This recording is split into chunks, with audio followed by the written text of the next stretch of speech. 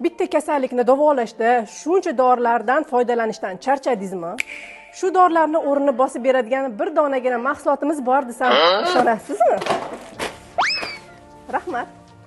Bu mahsulot qadimiy Xitoy tabobatiga asoslangan bo'lib, oyoq orqali butun organizmga ta'sir qiladigan 8 xil giyohlardan tayyorlangan. Tarkibidagi polin, zanjabil, tut navdasi, saflor, anjelika, pustirnik, uzum navdasi, kassiya shoxchalari oyoqdagi og'riqlarni, shishlarni, kun davomidagi holsizlikni, stressni, qon aylanishini yaxshilaydi va shamollashni bartaraf etadi. Bitta qopchani tog'oraga solib, ustiga 1,5 litr qaynoq suv solasiz va 5 daqiqaga damlab qo'yasiz.